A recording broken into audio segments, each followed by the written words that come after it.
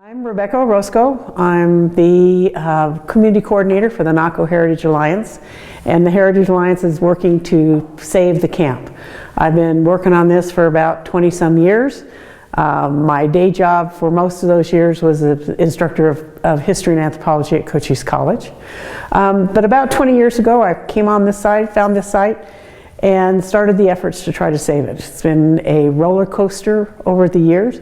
The camp itself was built, that we see now, was built in 1919 to replace a tent camp that was constructed during the Mexican Revolution to keep the war from spilling across the border. There were some major battles in Naco, Sonora, and the U.S. put troops here to keep the war on that side of the border. And that continued throughout the teens. It was from 1910 to 1919 after World War I, because Mexico had sort of sided with Germany during that time period, or had made signs they might. The U.S. decided to make it a permanent camp. And they built this adobe camp at that point, in 1919.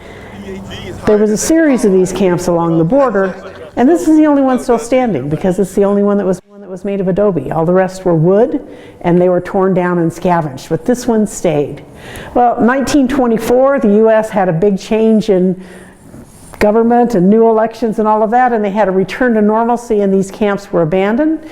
It went back to the original landowner, John Newell, and the Newell family over the next few years used it, rented parts of it out, but it went back to the U.S. government in the 1930s as a civilian conservation corps. The U.S. government held on to it through World War I, or World War II, and then gave it back to the Newells in 1950.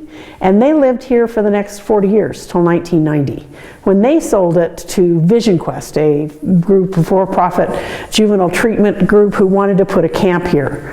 And that's, after that, they weren't very good community stewards, and they weren't able to get zoning.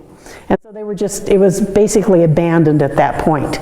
And at the end of the 90s is when I started getting involved, trying to figure out a way to save it.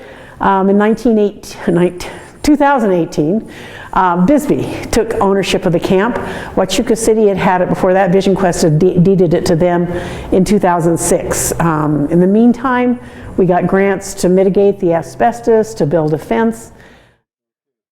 But the camp continued to deteriorate through all of that time. And then just a couple of years ago, we got some more people involved. I actually talked to the right person. And the University of Arizona professor there, Helen Erickson, had one of her students do a study on this that turned into a nomination for the 11 most endangered historic sites in the United States. And we got it. And that brought national attention. And got us an application to the governor's office for some of the rescue plan monies, RPA money. At that the governor's office has granted us $4.6 million. And at the same time, we applied to the Mellon Foundation for money both for bricks and mortar, but also for the community development piece.